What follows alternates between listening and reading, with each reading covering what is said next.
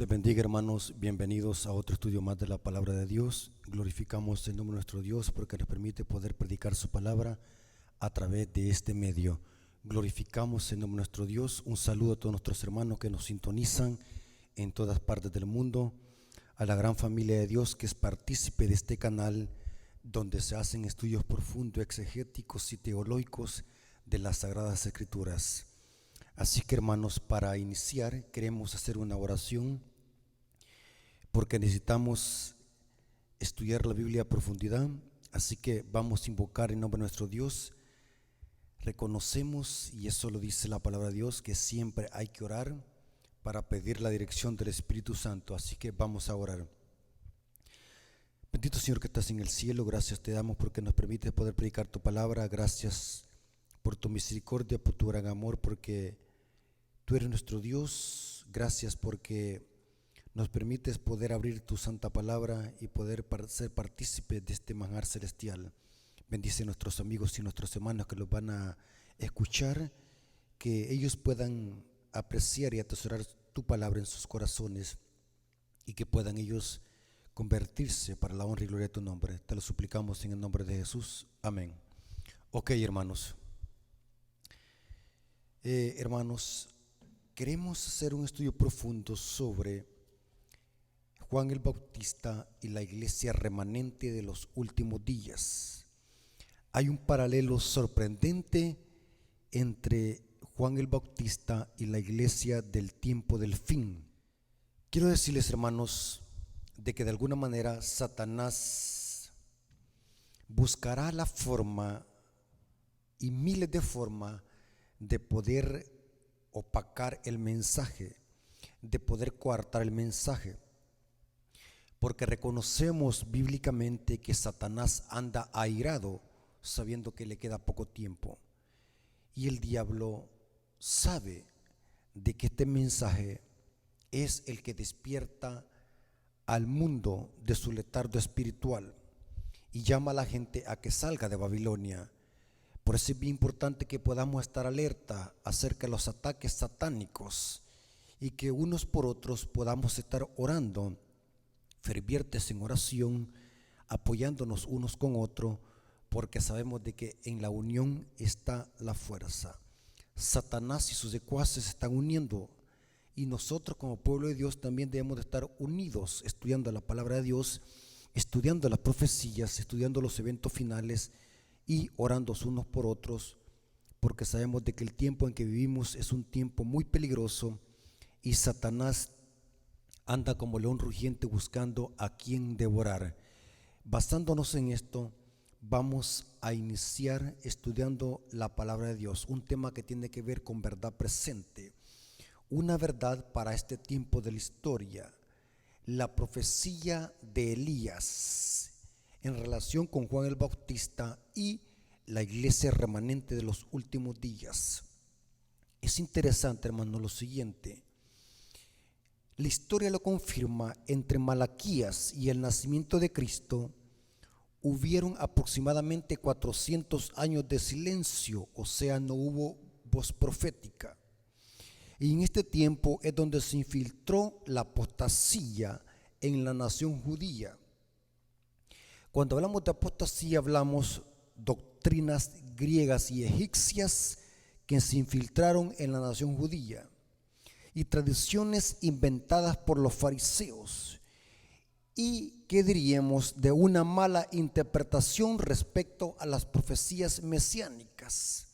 Esto lo confirma Josefo y Tácito, de que los judíos, por hacer una mala interpretación de las profecías mesiánicas, especialmente del Antiguo Testamento y de los profetas mayores, ellos cuando encontraban la palabra simiente, ellos creían o se veían ellos mismos como nación y no podían ver que la simiente de Abraham y la simiente anunciada a Jacob y a Isaac era Cristo, la simiente de Abraham.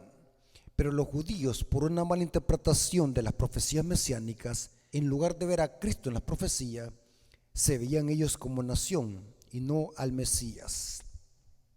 Basándonos en esto, hermanos, viene lo siguiente.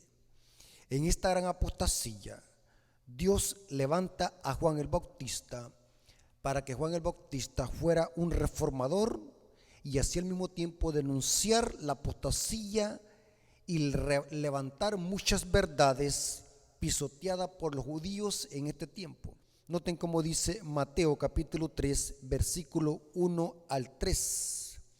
En aquellos días vino Juan el Bautista predicando en el desierto de Judea y diciendo: arrepentíos, porque el reino de Dios se ha acercado.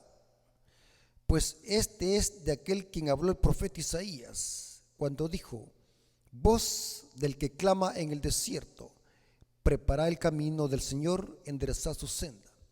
Aquí se divisa cómo el profeta Isaías había profetizado de Juan el Bautista. Juan el Bautista iba a ser un precursor, iba a preparar el camino para la venida de Cristo, y al mismo tiempo que iba a desenmascarar las falsas enseñanzas y la apostasía de la nación judía y de los líderes judíos. Esta profecía también la había dicho Malaquías. El libro de Malaquías termina con esta profecía, hablando de la venida de un Elías o del Elías. Malaquías 4, versículos 5 al 6, dice: he aquí yo os envío al profeta Elías, antes que venga el día de Jehová grande y terrible, y él hará volver el corazón de los padres hacia los hijos y el corazón de los hijos hacia los padres, no sea que yo venga y hiera la tierra con maldición. Esta expresión, volver el corazón de los padres hacia los hijos y de los hijos hacia los padres, se refiere a cómo la nación judía tenía que volver a estar en armonía con lo que dijeron los padres Jacob, Abraham, Isaac y Moisés. Y este es el objetivo de Juan el Bautista: rescatar muchas verdades, ser un reformador, preparar el camino para la primera venida de Cristo y levantar muchas verdades que la nación judía había pisoteado. Malaquías dice: he aquí envío al profeta Elías. Es interesante que esta profecía se cumplió parcialmente con Juan el Bautista, porque vamos a ver de que esta profecía de Malaquías tiene doble cumplimiento, porque su clima es hasta que venga el día grande y terrible de Jehová.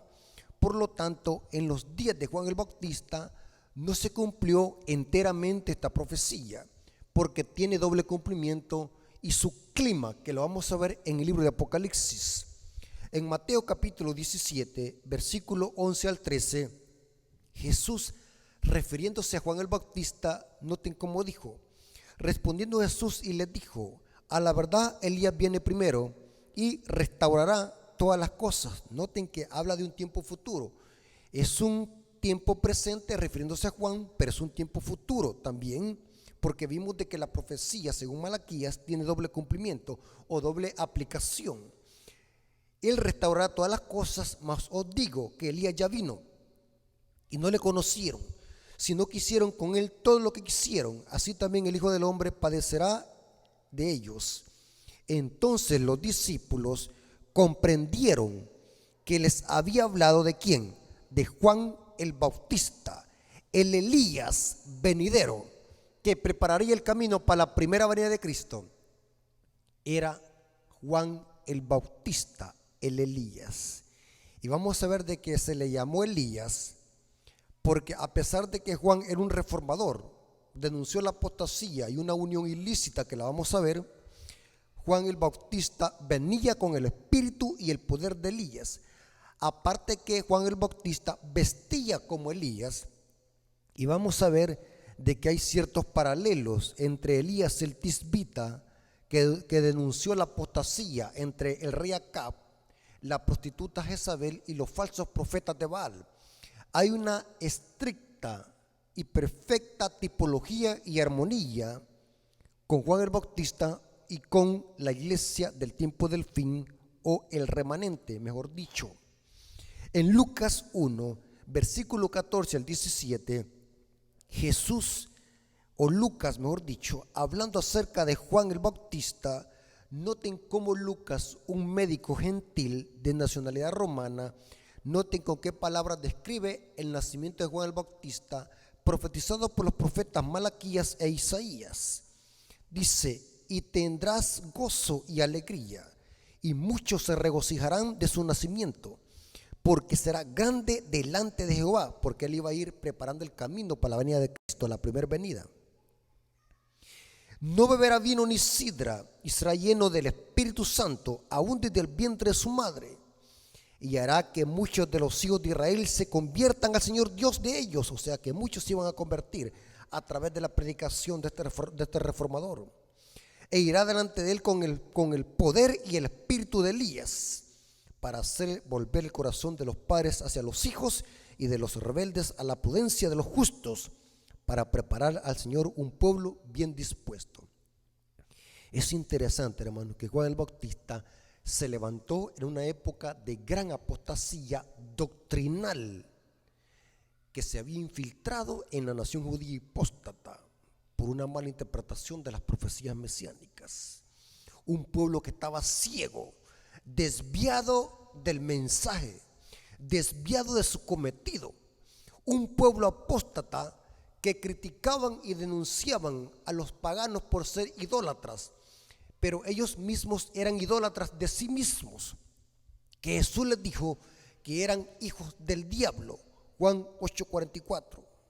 Y era necesario que Dios mandara a un precursor, un reformador que levantara muchas verdades, y que a través de la predicación de este mensajero, que era con el espíritu y el poder de Elías que venía, hiciera que se convirtieran muchas almas y volvieran al camino del Señor, ¿no? Y lo hizo a través de la predicación de un mensaje. Y este mensaje traía una reforma para hacer volver a los hijos a los padres. Es interesante, hermano. La profecía dice que Juan tenía que preparar el camino para la primera venida de Cristo. Noten, ya vamos a hacer un paralelo con el remanente, porque también el remanente prepara el camino para la segunda venida de Cristo y desempeña la misma función de Juan, el Elías del Nuevo Testamento.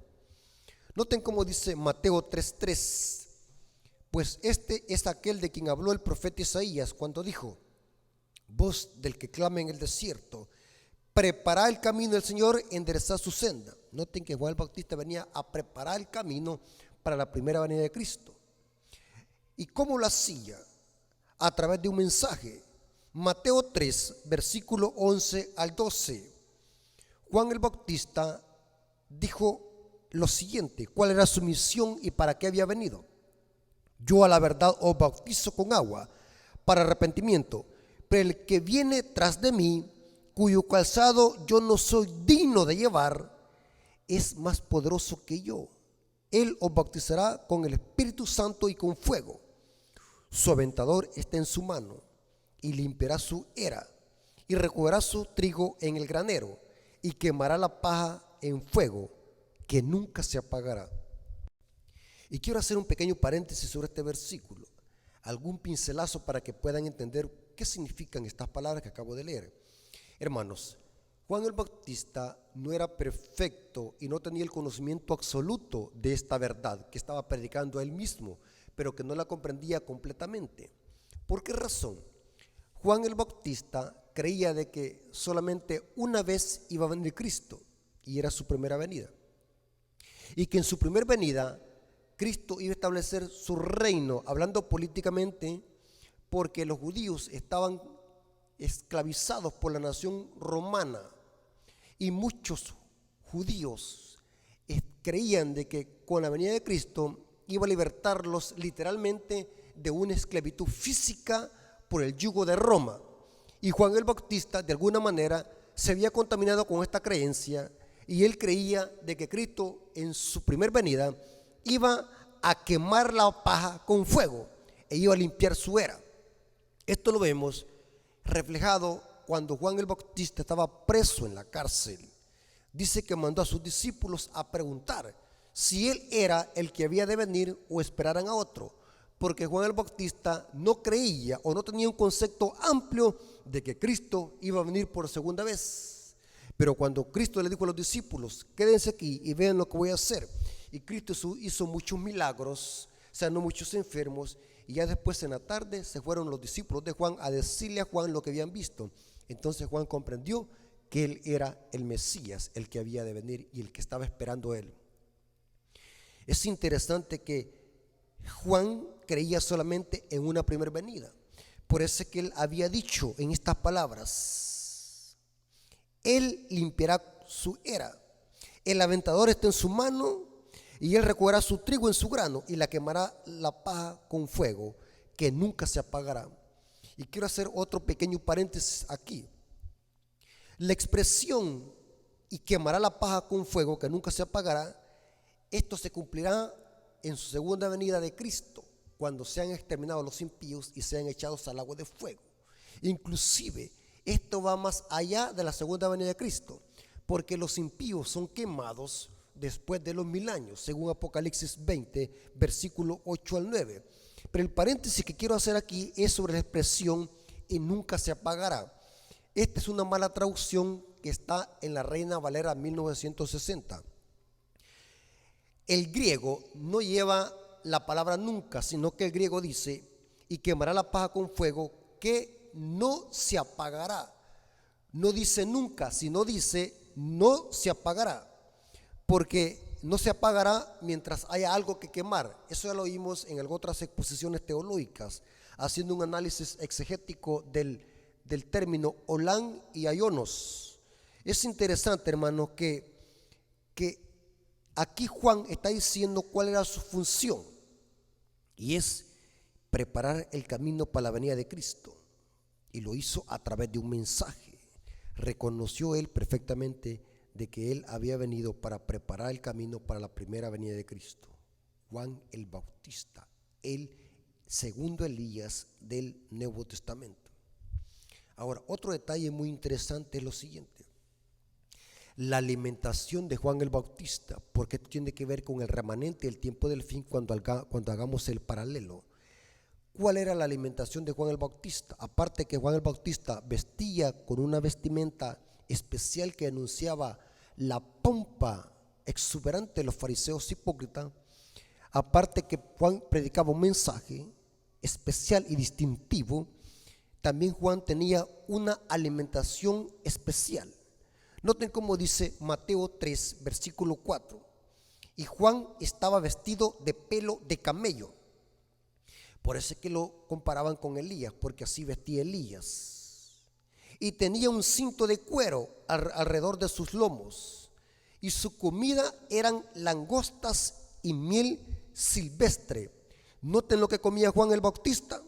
Su comida era langosta y miel silvestre.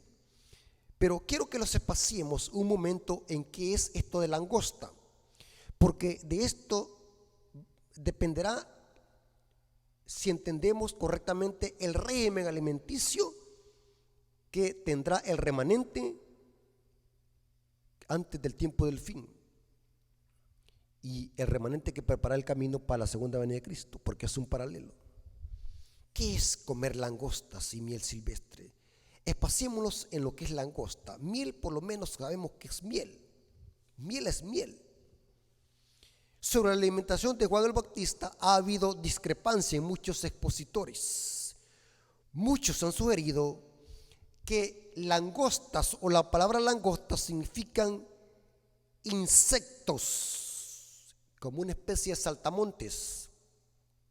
Y otros creen de que esto de langosta debe de tomarse simbólico y es comida 100% vegetal. Los que sostienen que eran insectos, estas langostas, se basan en la palabra griega akridas, que es un acusativo en el griego, un acusativo plural de acris. En el griego eso significa langostas, y que todas las veces que se usa en la Biblia esta referencia se refiere a insectos. Las langostas eran limpias según la ley levita. Esto lo pueden ver en Levíticos 11:22. Y eran usadas como alimento por muchos pueblos del Medio Oriente, pero eran una especie de saltamonte que se comía. No era cualquier especie de chapulín, era una especie que se criaba en esta zona y que se podían comer según la ley levita y que Dios la había ordenado. Y muchos expositores eruditos y teólogos creen de que Juan el Bautista comía esta clase de insectos comestibles llamados langostas, Pero necesitamos profundizar un poco más.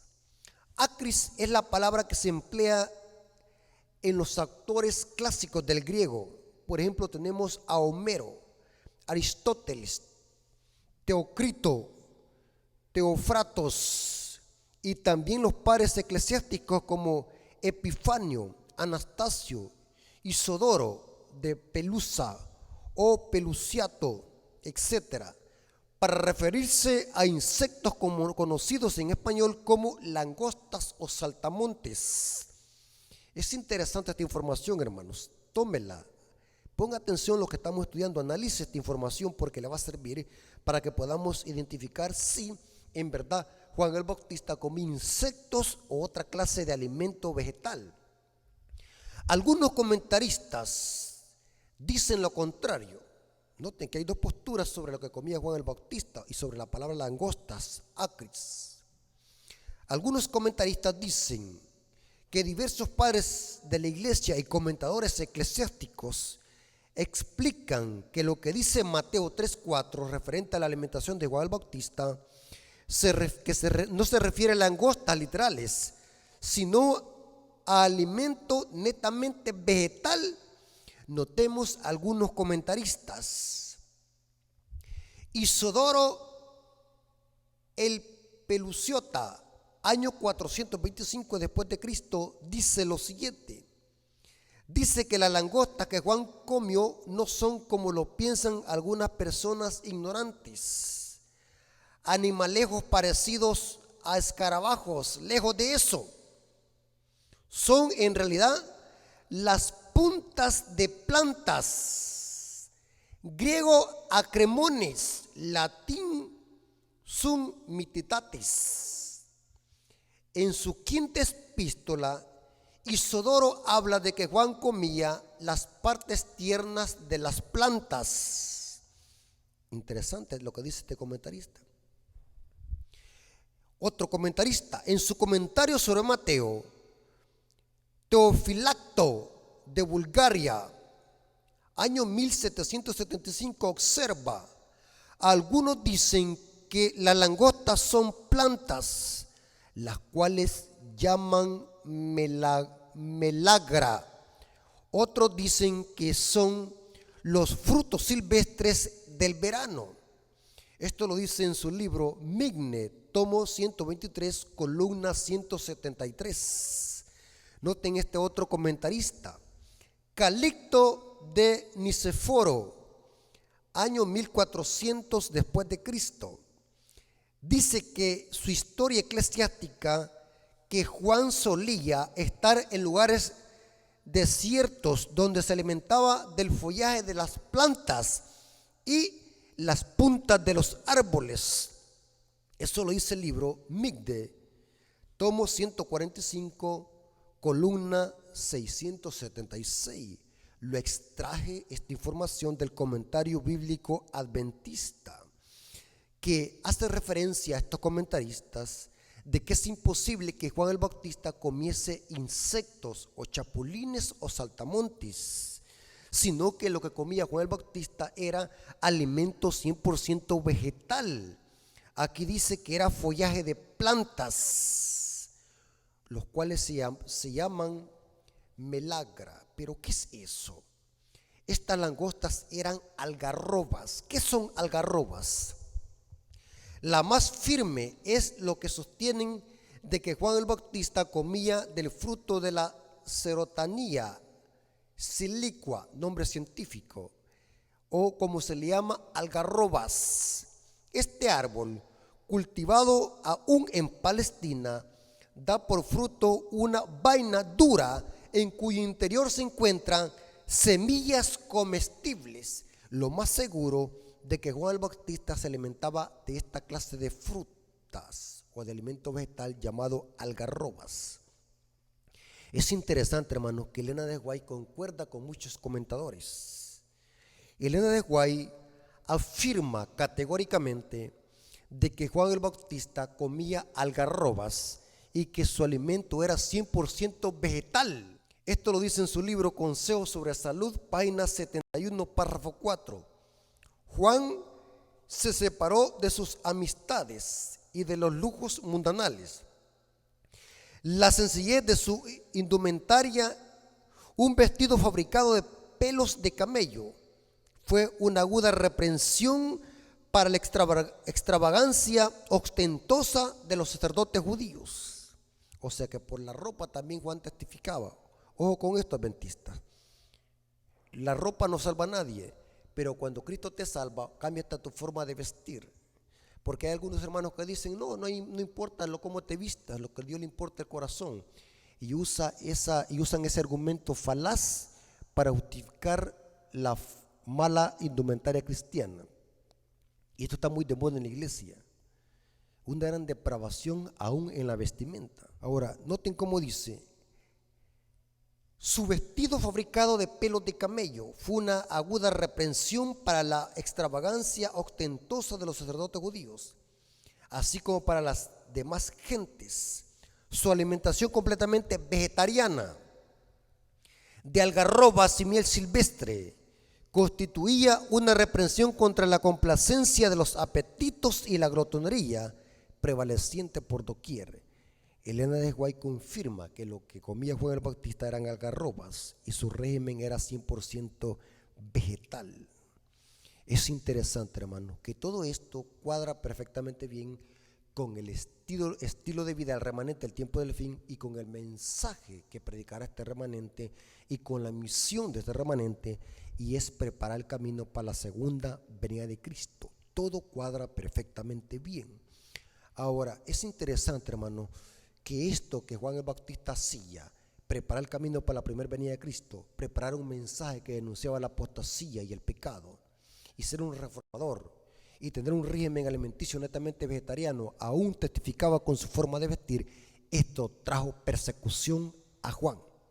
Y téngalo por seguro, que cuando la iglesia viva como Juan vivía y predique lo que Juan predicaba, entonces vendrá persecución, porque los que quieran vivir piadosamente en Cristo padecerán persecución. Es evidente que cuando Juan el Bautista se levantó con este mensaje, Juan el Bautista también tenía una oposición de 3 enemigos encarnizados que al final lo mataron. En los tiempos de Juan el Bautista, el segundo Elías, se levantaron 3 enemigos. Vamos a ver de qué era una prostituta llamada Herodías, un rey político llamado Herodes y una hija también vil, que se unieron en una coalición impía y en una fiesta le volaron la cabeza al precursor, al mensajero de Dios, al Elías que había de venir. Esto lo dice Marcos 6, versículos 18 al 26. Noten cómo murió Juan el Bautista y quiénes fueron los integrantes de esta triple alianza o de esta coalición impía. Porque Juan decía a Herodes, noten por qué lo mataron, porque el mensaje que predicaba. Sépalo, amigo hermano, cuando usted predique la verdad cortante, diáfana, tal como está escrita en la palabra de Dios, se levantarán enemigos por doquier y buscarán la forma como callarlo.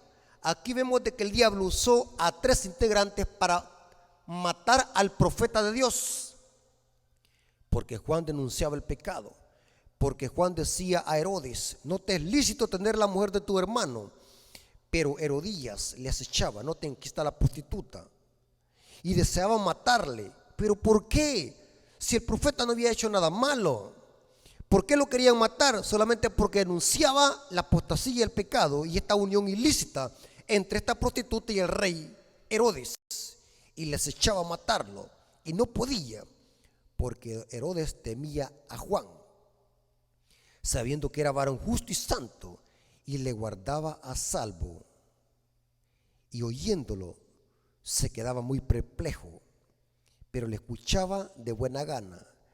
Pero venido un día oportuno, noten que el diablo hizo un plan a través de estos integrantes, en que Herodes, en la fiesta de su cumpleaños, daba una cena a sus príncipes y tribunos, a los principales de Galilea. Y entrando la hija de Herodías, danzó y agradó a Herodes y a los que estaban con él en la mesa. Y el rey dijo a la muchacha, pídeme lo que quieras y yo te lo daré. Y le juró, todo lo que me pidas te daré, aún la mitad de mi reino. Estas palabras dijo porque estaba ebrio en esta fiesta de su cumpleaños. Saliendo ella dijo a su madre, noten que la hija no dijo de una sola vez esto quiero. Dice que fue a consultar donde su madre, porque quien dominaba en esta unión ilícita, en esta triple alianza, era la madre que dominaba al rey y dominaba a la hija. Y la hija entonces fue a pedirle la opinión a su madre. ¿Qué quieres que le pida? Saliendo ella dijo a su madre, ¿qué pediré? Y ella le dijo, la cabeza de Juan el Bautista. En otras palabras, dijo Herodías, aquí es mi oportunidad para eliminar este profeta de Dios, para callarlo y que ya no me esté denunciando el pecado, porque ya no lo aguanto, necesito de erradicarlo. Pídele la cabeza de Juan el Bautista. Entonces ella entró prontamente, corriendo, noten, corriendo, alegre, y al rey, y pidió diciendo, quiero que ahora mismo me des en un plato la cabeza de Juan el Bautista.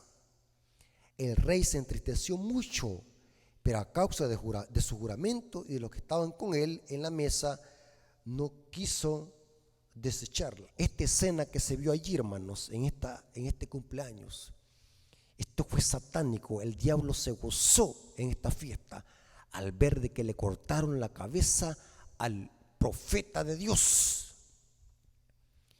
Y el diablo, hermanos, cumplió aparentemente su propósito.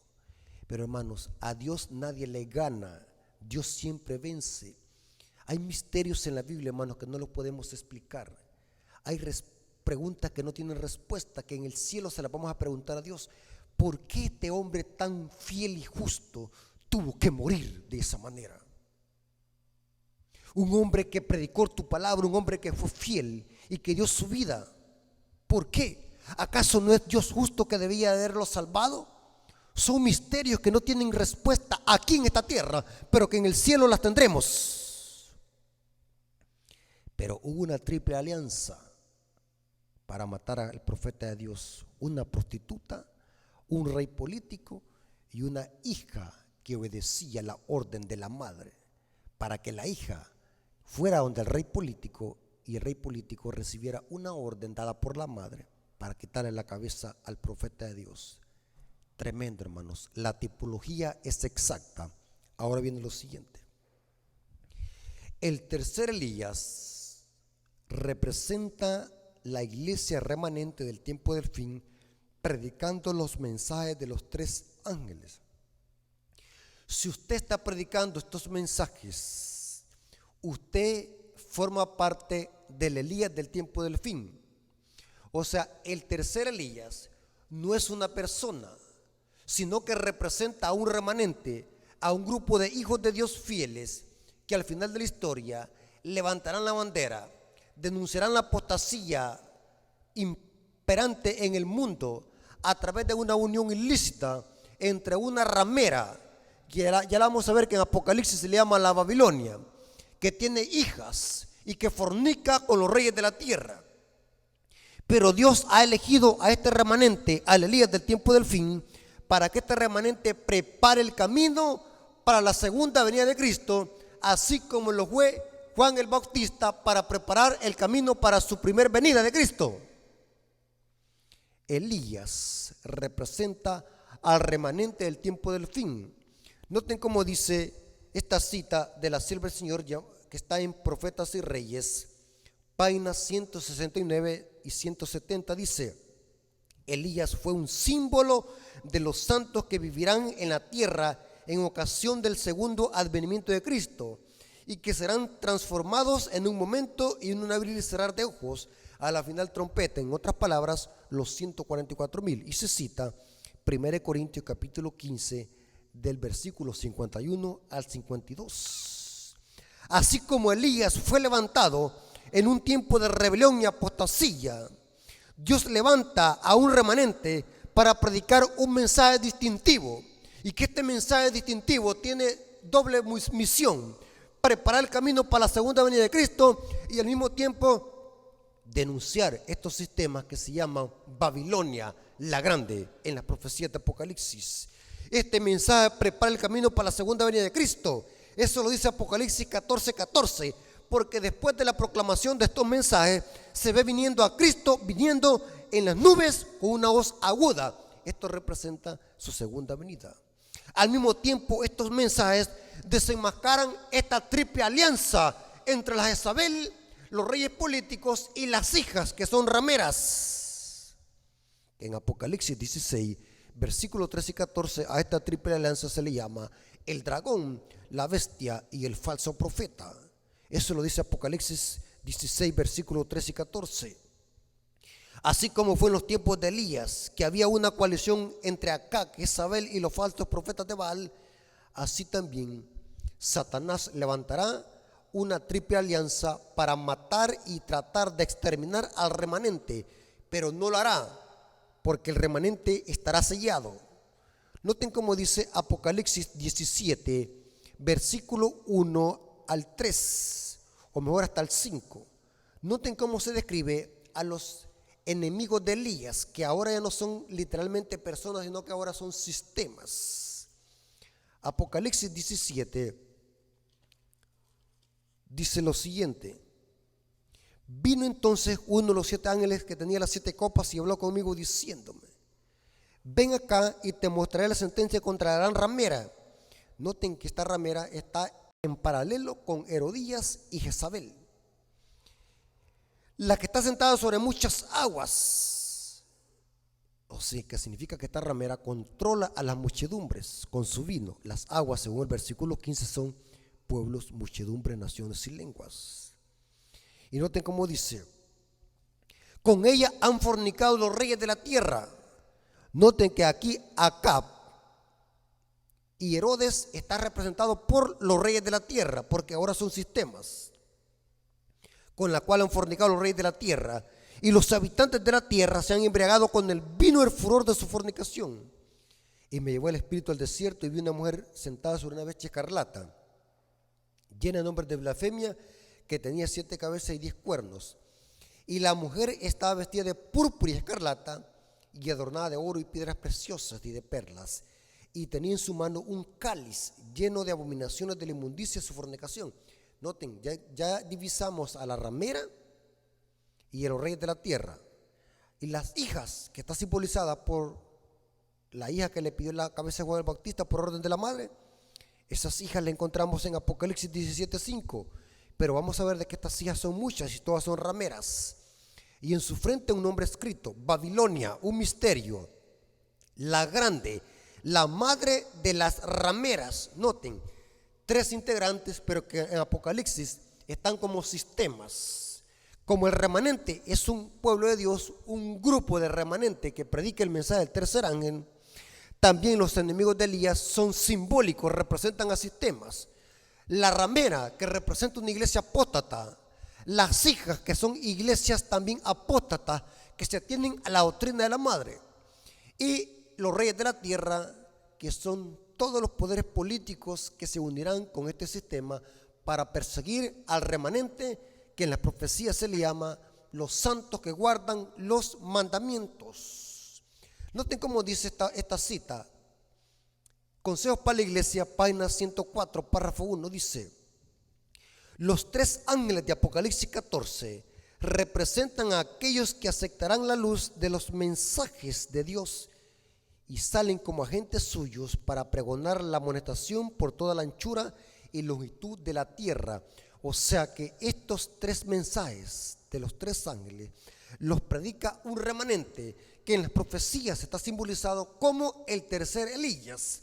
Porque recordemos que la profecía de Malaquías tiene doble cumplimiento. He aquí yo envío al profeta Elías antes que venga el día grande y terrible de Jehová. Y esto se va a cumplir ¿qué? Hasta el final, en el clímax de los acontecimientos finales.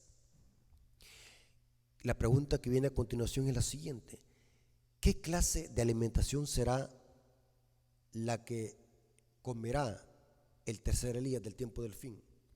Si estamos haciendo un paralelo entre el Elías el Tisbita, Juan el Bautista, el segundo Elías del Nuevo Testamento, Y el tercer Elías, que es la iglesia remanente, el remanente tiene que también testificar con su indumentaria cristiana, tiene que predicar un mensaje distintivo y tiene que tener un régimen alimenticio netamente saludable. Y aquí topan muchos protestantes y muchos adventistas que aún no han dejado de consumir químicos, lácteos y carnes. El remanente del tiempo del fin habrá dejado de comer carne y comerá 100% natural, como comía Juan el Bautista y el Elías el Tisbita. Usted me va a decir, hermano Rafael, pero yo he leído en la Biblia donde Elías el Tisbita comía carne y pan y se lo iban a dejar cuervos a una cueva, a la cueva de Kerich. ¿Cómo es eso que usted está diciendo que Juan el Bautista tiene que comer solamente vegetales y el remanente tiene que comer vegetales? Entonces vemos aquí una tipología algo desconcertante. No, hermanos, tenemos que ser profundos en la Biblia. El Elías el Tisbita, cuando fue llamado al principio de su ministerio, comía carne y pan. Pero un poco antes de ser llevado al cielo y que terminara su ministerio como profeta, Dios le cambió su régimen alimenticio. La Biblia dice que comía pan y agua. La carne fue eliminada, porque esto tipifica al remanente del tiempo del fin, que habrá dejado de consumir carne y su régimen será también netamente natural. Esto lo corrobora Elena de White en el libro Consejos sobre régimen alimenticio, página 83, párrafo 2. Durante años el Señor ha estado llamando la atención a sus hijos a la reforma pro salud. Esta es una de las grandes ramas de la obra de la preparación para la venida del Hijo del Hombre. Noten, adventistas. Juan el Bautista salió con el espíritu y el poder de Elías para preparar el camino del Señor y para hacer volver el pueblo a la sabiduría de los justos. Él fue un representante de los que viven en estos últimos días, a quienes Dios ha confiado verdades sagradas para presentar delante del pueblo con el propósito de preparar el camino para la segunda venida de Cristo. Juan era un reformador. El ángel Gabriel, directamente del cielo, dio un discurso sobre la reforma pro salud al padre y a la madre de Juan. Dijo que no debía de beber vino ni ninguna bebida fuerte y que debería de ser lleno del Espíritu Santo desde su nacimiento. O sea que Juan el Bautista simboliza al remanente del tiempo del fin, aún hasta su forma de alimentarse y de vestir. Es interesante, hermanos, que todo cuadra perfectamente bien. Hermanos, el Elías del tiempo del fin es la iglesia adventista del séptimo día que prepara el camino para la segunda venida de Cristo. El paralelo es sorprendente, hermanos. Y saben, hermanos, si ya vimos bíblicamente de que siempre que se levanta Elías, se levantan sus tres enemigos para perseguirlo y matarlos. Vimos de que en los tiempos de Elías se levantó Jezabel, el rey Acab y los falsos profetas de Baal. Vimos que en los tiempos de Juan se levantó Herodías, Herodes y su hija. Si el remanente del tiempo del fin es el Elías, y divisamos en las profecías que se van a levantar tres enemigos para perseguir, la pregunta es la siguiente: ¿por qué es entonces que el Elías del tiempo del fin no está siendo perseguido como lo fue Juan el Bautista y Elías el Tisbita? Si hay un paralelo sorprendente, ¿qué está pasando? Vamos a ver algo muy interesante, por qué razón la iglesia no está siendo perseguida. Quiero leerles esta cita a continuación, una cita poderosa de la mensajera del Señor. Esta cita está en Conflicto de los Siglos, página 45, párrafo 2. Y es aterradora esta cita. Y es porque la iglesia está viviendo igual que el mundo y no despierta oposición.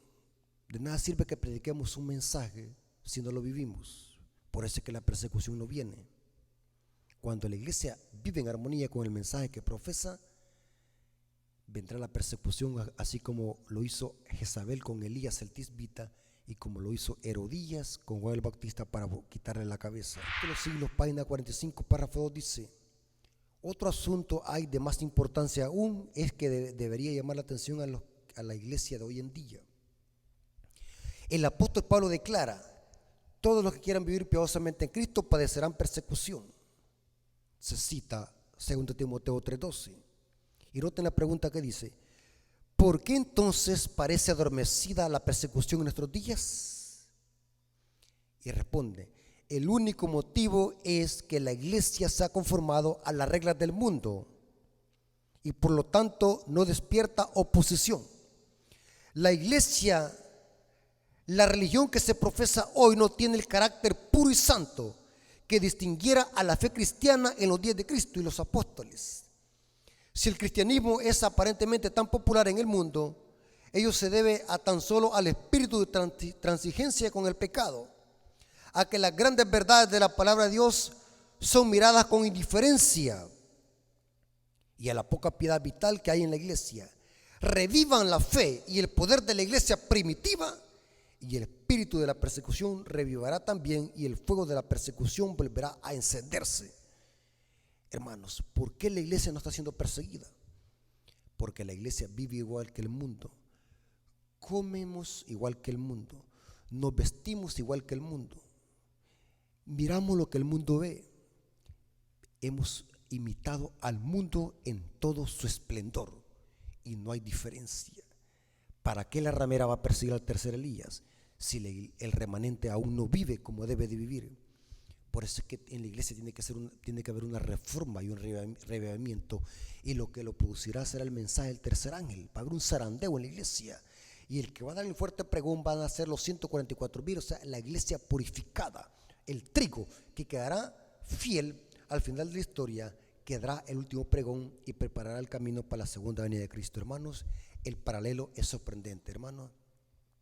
Si somos fieles y perseveramos hasta el fin, formaremos parte de ese Elías del tiempo del fin que proclamará estas verdades, denunciará la unión ilícita entre la prostituta Babilonia, los reyes políticos y las hijas.